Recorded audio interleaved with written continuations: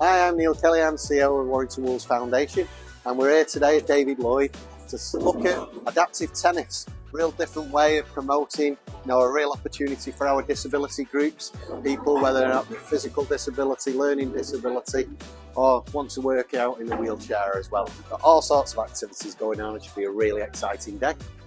My name's Adam Hills. I'm a para-standing tennis player, a physical disability rugby league player, and part-time comedian.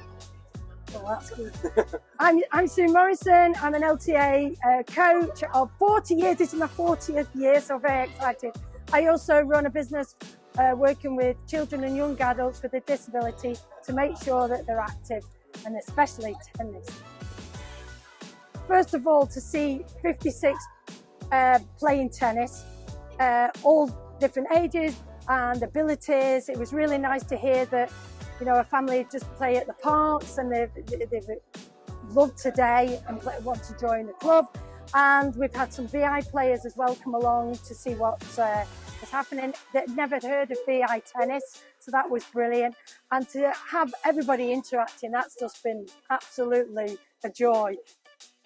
There was a moment where I just paused and I stopped because I was just enjoying it for me. Yeah. And then I stopped and looked around and I just saw 4 courts full of people, all with smiles, all with different abilities, and all with different tennis abilities as well. There were people that were discovering tennis for the first time.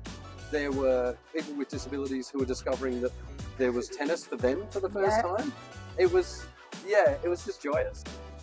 I would say, I'll go first and then you're the professional. I would say if you've got a disability and you want to get involved in tennis, there are so many different ways into tennis, depending on your disability.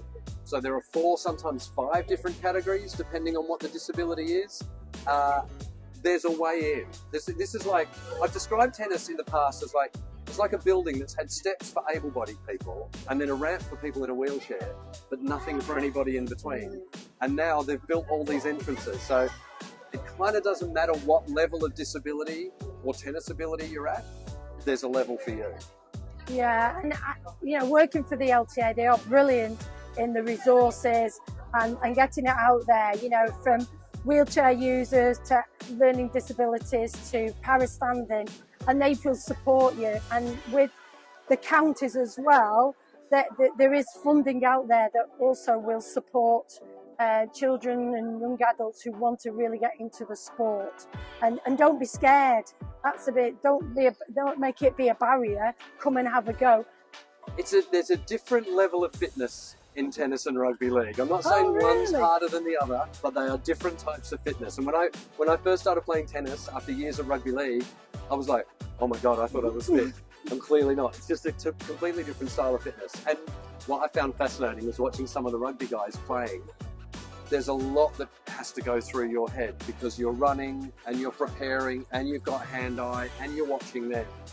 So yeah, it's a whole different mindset that you've had to get into. Do you know when I first started playing rugby league, I was such a tennis head that I would only watch that person in front of me because he was my opponent. Yeah. And then I had to go, oh no, there's a whole bunch of other people out here as well. So it's just as physically demanding, but in a different way. Yeah, no, you're right. And I love the way Adam's just explained that. It's really igniting that brain. And we talk a lot about that, is working both sides of the brain by, thinking, moving, playing, and then recovering. So that's really bringing your brain alive. That's got to be good for all of us, especially me getting older. I've got to go, all right. Well, almost as old as me. No, I think Hi, I'm Alison. I'm the clubroom manager here at David Lloyd Warrington.